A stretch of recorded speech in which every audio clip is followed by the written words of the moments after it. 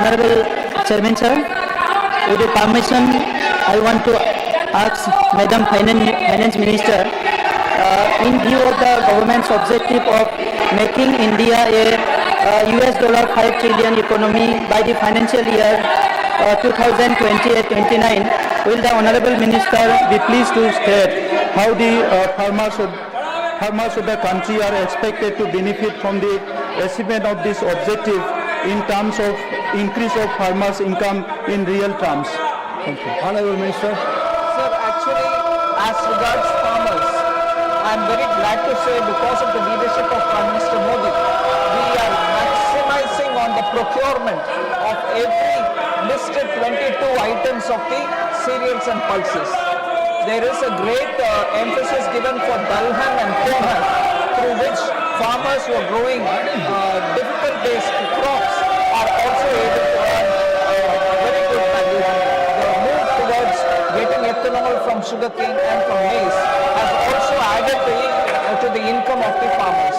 The direct transfer of 6,000 rupees to the accounts of the farmers so that they can take care of any input cost additions or any emergency in the household has also given them additional income. Moreover, the Kisan Credit Card is now extended even for animal husbandry and for fisheries. So people who are growing fish in backyard ponds or keeping cattle are also given assistance through the KCC, and a concessional loan is provided to them. Even more, not just animal husbandry and fisheries, keeping goats or pigs, keeping piggery also is given, and that has made a lot of difference for the Northeast in particular. And these kind of steps have ensured that farmers are able to get better value for their produce. More importantly, sir, farmers are using solar pumps through which they've saved on electricity cost, and as it is, because of solar pumps, they are able to produce much more than what they require. So they upload it to the grid and they are getting paid for each of the megawatt that they are producing. So farmers are becoming Urja Data for the country also. So there are very many such steps through which farmers are able to benefit by the Vikasit Bharat initiatives that we are taking.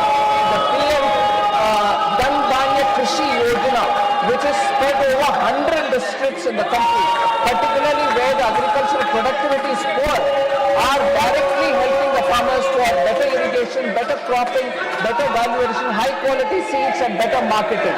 All this is aimed at improving the farmers' lot. Fourth supplementary, Srimati Darshana Singh ji.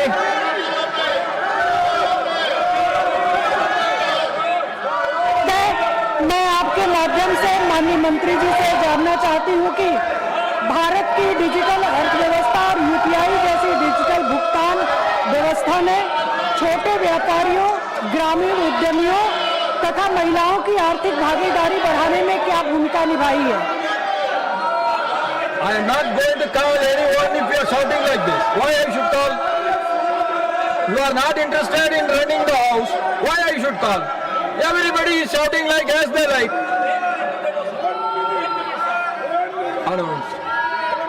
Specific question on the steps that are being taken to empower women and also small MSME units which are present in the rural areas.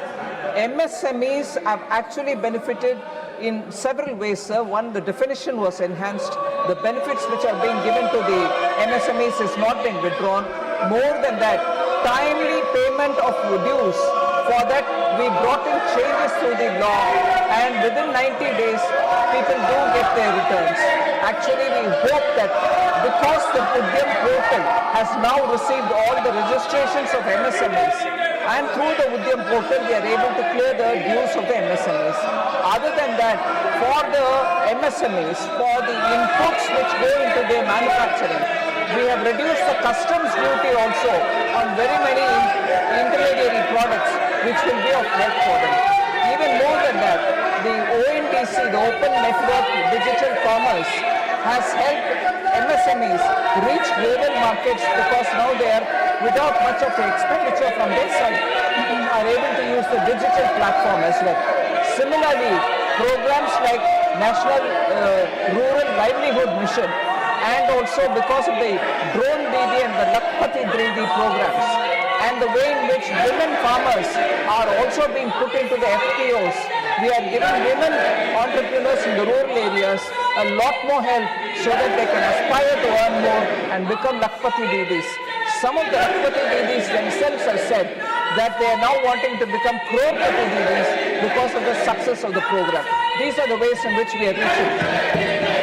Thank you. Shivaji, before calling you, I want to know on which subject you want to speak. If you want to speak the same subject in the morning, I'm not going to allow you because that is a state subject and the ruling party of that state have no representation here, so they cannot give you a reply, so I am not going to allow that.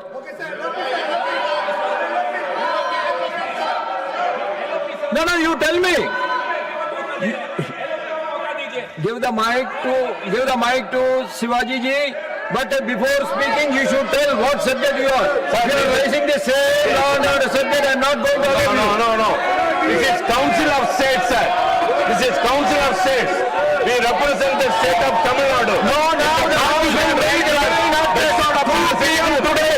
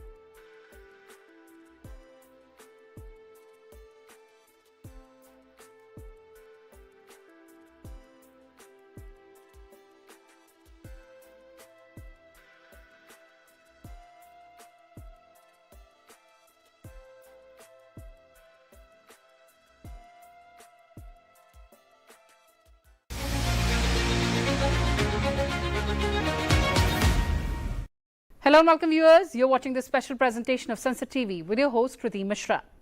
A nation can formulate effective policies only when it possesses accurate and reliable information about its people.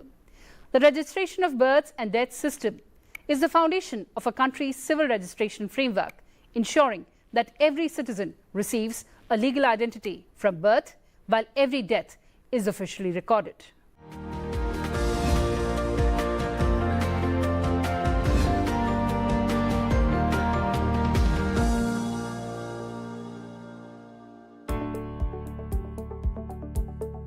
The bill was introduced in the Lok Sabha and it seeks to amend the Registration of Births and Deaths Act 1969, primarily to tighten the rules governing delayed registration of births and deaths, particularly where registration is sought more than 2 years after the occurrence of the event.